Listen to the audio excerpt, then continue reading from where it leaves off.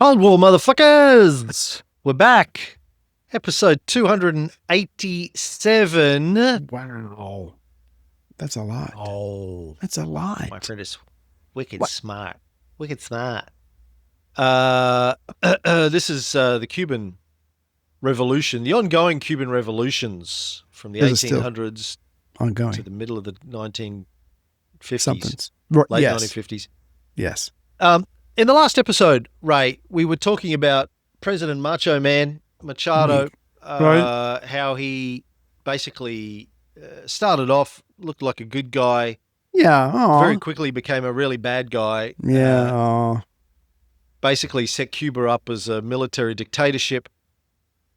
But the Americans loved him because he was doing all the right things. And it's a bit like, you know, how America's now close to al-Julani, the al-Qaeda leader who is now running Syria, and the Kirkpatrick doctrine that we've talked about many times over the years. Jeannie Kirkpatrick, Right. who was an advisor to Reagan, and the Kirkpatrick doctrine, which is basically America's better off supporting right-wing dictatorships over left-wing dictatorships because they can do business with right-wing dictatorships. Yeah. America's got no problem with a dictator, no matter how corrupt, no matter how violent, as long as they're willing to, support American interests in their region, economic interests. Yes. It's all good. Well, have you ever? This was true with Macho Man.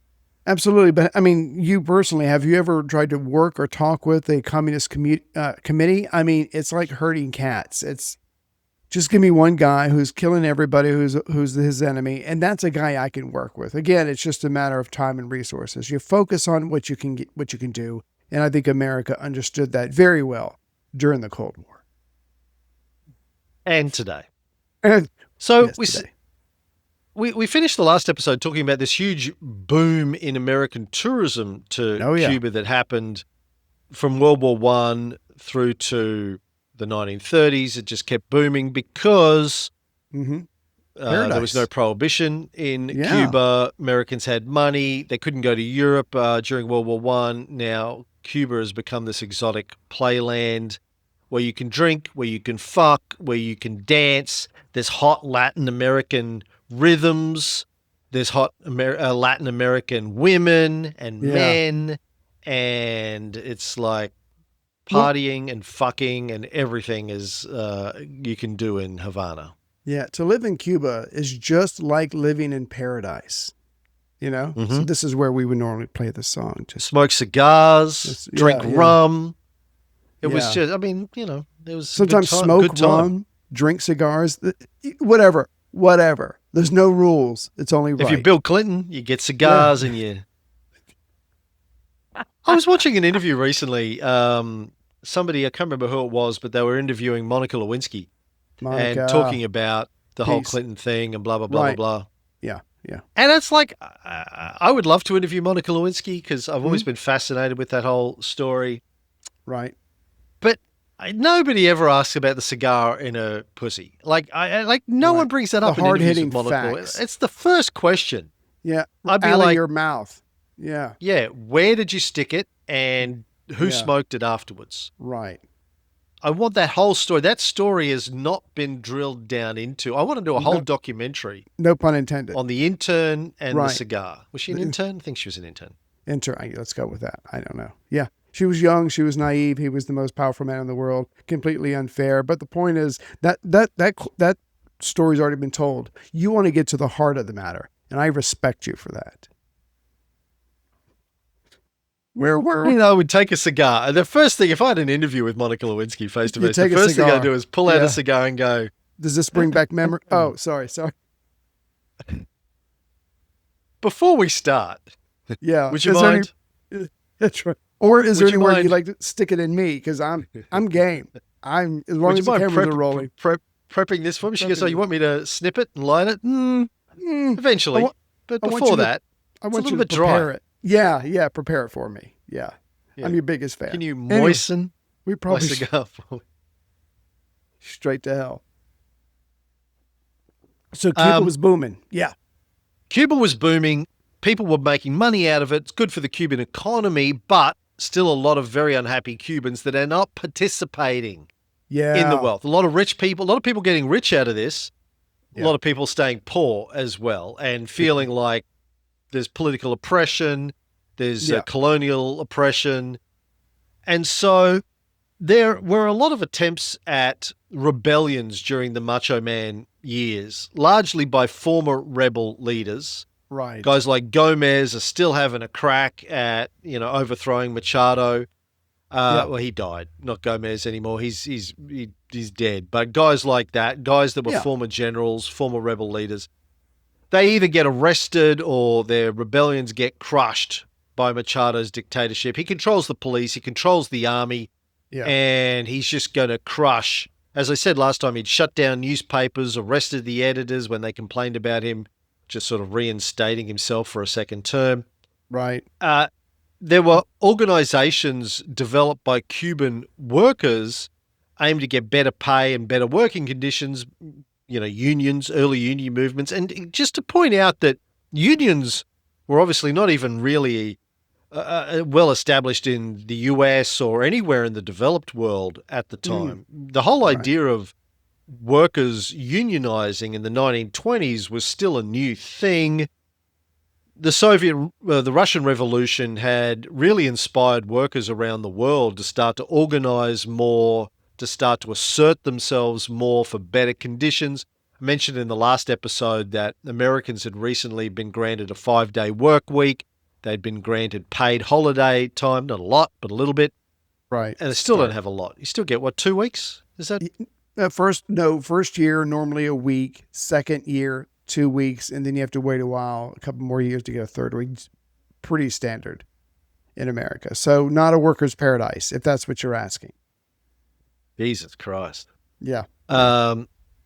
So it's a lot tougher in the 20s, but people in Cuba are starting to organize. The people are organizing. Anarchists, socialists, communists are trying to organize, and they came together in 1925 to create the Confederación Nacional Obrera Cubana, the CNOC.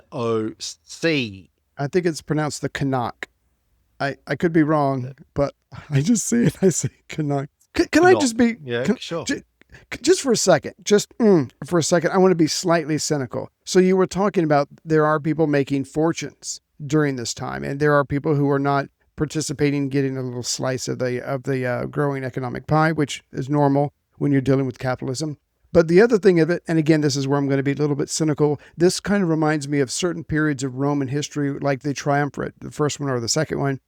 The other politicians can't move up because Macho Man's not going anywhere. He comes in office, he goes out, then someone else takes over, and people kind of move up. And because he's controlling everything, literally, there's not a lot of movement. So yes, a lot of politicians want to help people, but they also want to help themselves. And that in and of itself is not a bad thing, but there's stagnation there as well. But like you said a second ago, the people themselves are like, okay, no one's going to help us, or no one can help us. So we're going to start organizing ourselves, and we're going to see what we can do.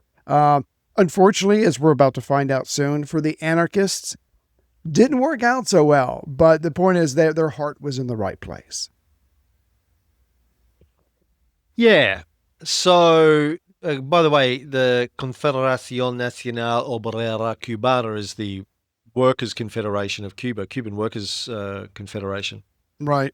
As I said, they were inspired by the Russian Revolution, and Machado shot or deported or fed to the sharks a number of the leaders of these workers' movements.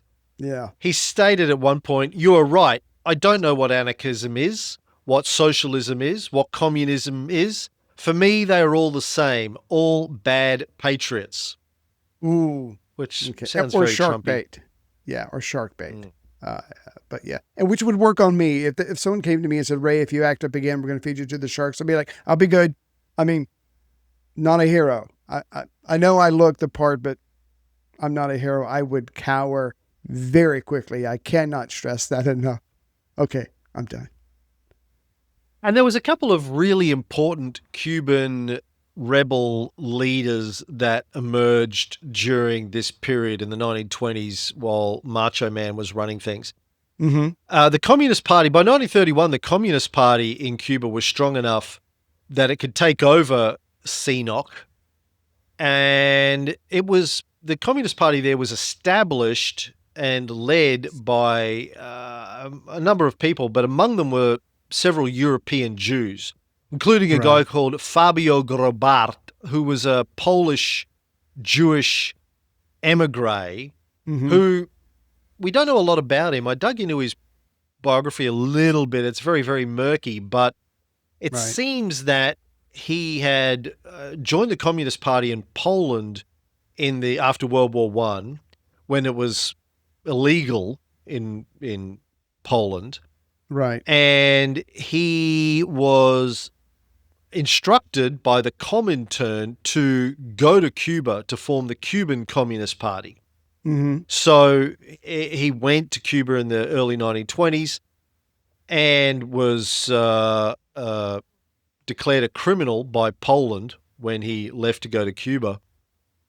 And he not only founded or co-founded the Communist Party in Cuba, but he was still around in the 50s when Castro was running a revolution, and Castro talked about him as one of the founding fathers of Cuban communism. So he was very, very influential. There's a name that isn't well known, but Grobart is, people know about Martí, but Grobart is also considered one of the founding fathers of Cuban communism, and he was a Polish Jew who played a very large role in the early days of building communism and activism to fight the American colonialism and the dictators that were supported by the Americans. Right.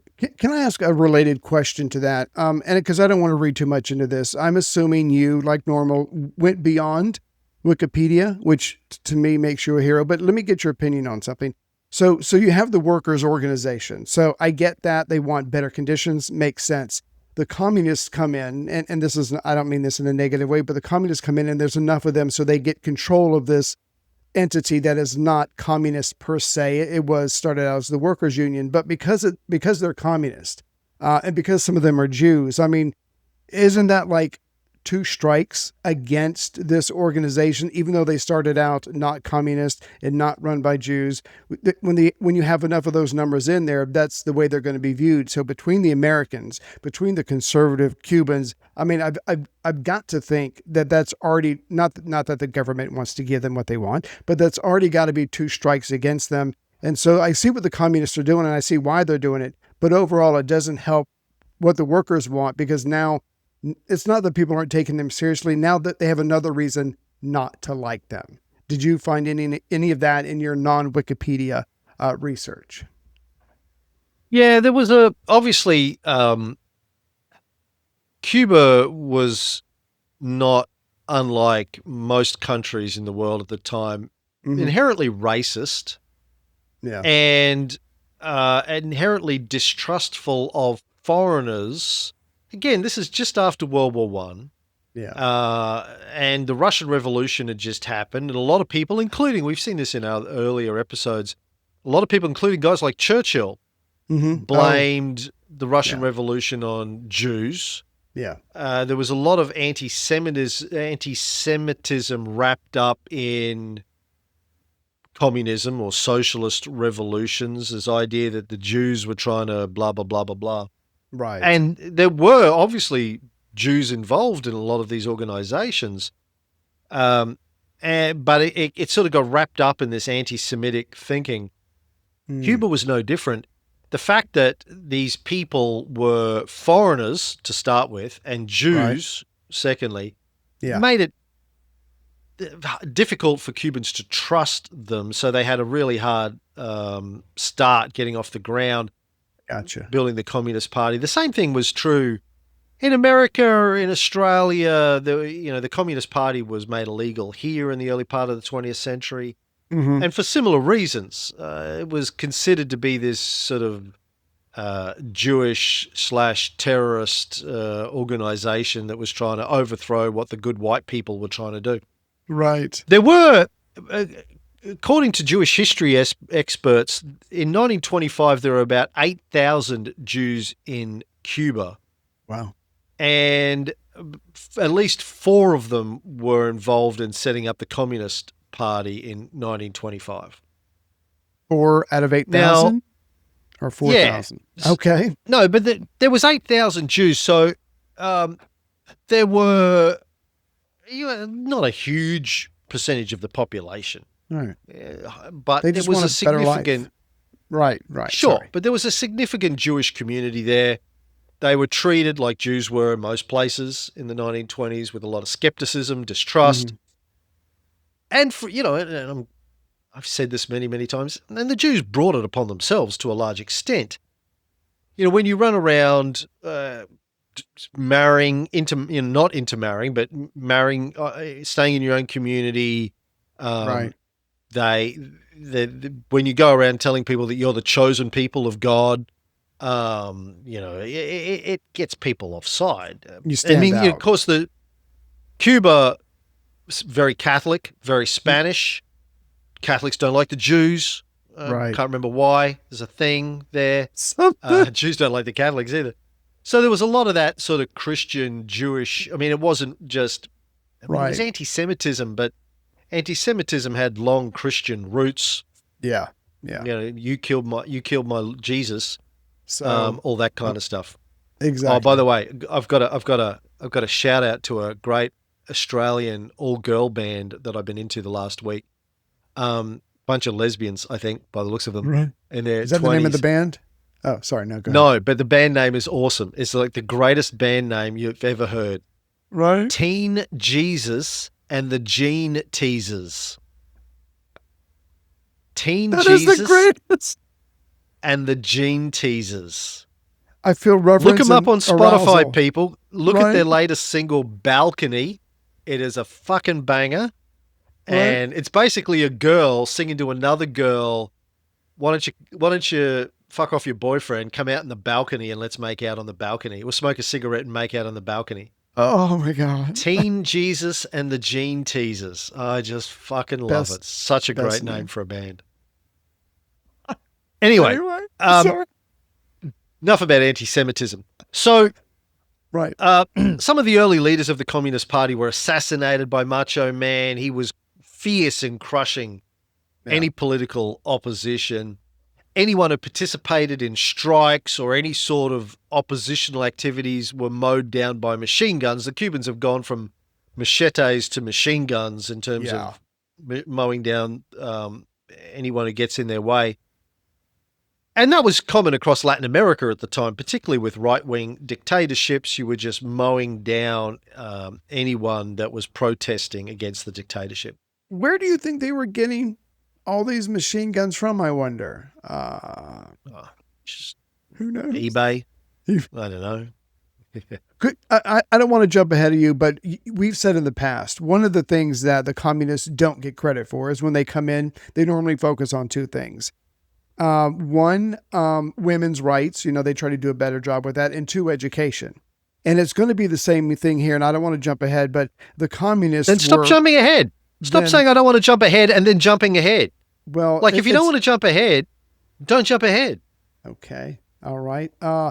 Unnecessarily hurtful. You could have, messaged me. What do you get? I don't want to jump ahead, but no, that's like people my say, cue. No, I don't want to be offensive, but Jesus, you're an ugly cunt. Like, just if you don't want to do it, don't do it. You don't say I don't want to do it and then do it. I will mute you. Anyway, so no, that's my Southern charm way of saying I'm about to say something. Kind of let me know where you're at in the timeline. That's it's a hint. It's a, whatever. It's just that the communists here in Cuba, you go back to your roots and who's being oppressed the most? The blacks. So they're going to certainly try to do more for them than anybody else has. But again, it's not going to go well for either party. But again, they just deserve credit for going, okay, who's the most stepped on people on this island? Let's see if we can incorporate them. I don't even care if they're leaders. Let's focus on their well-being, their education. Again, it's just another thing they should get credit for, yet don't. And I just wanted to make sure that got pointed out. I yield to you, sir. And again, I know this is hard because we're talking to a lot of Americans that have had their brains I'm very anxious right now over their lifetime. Yeah. No, absolutely.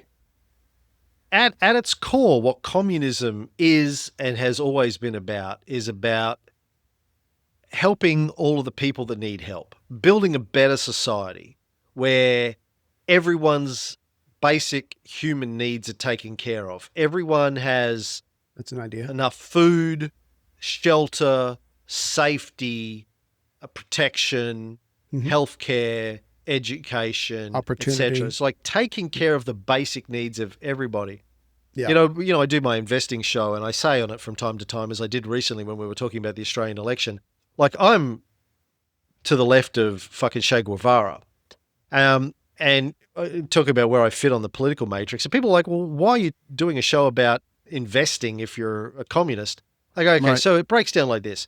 The world I want to see us work towards is a world in which everyone's needs are taken care of. The kind of conversation I want to see happening in our society is, how do we look after everybody? What mechanisms do we need to put into place? What do we need to engineer in our society to make sure that everyone's needs are taken care of? Healthcare, right. Education, food, political coverage, legal coverage, et cetera, et cetera. Freedom of expression. And ideally, I'd love to see a world where there's no need for a state, which is where communism wants us to get to, where there is no need for a state. There's no private ownership of everything. Everything is just in the hands of the people. The means of the production is in the hands of the people, and everything just runs itself. Yeah. People get along. We have systems in place where people can do their own thing and everyone is taken care of. Yeah. That is, to me, a terrific vision to work towards.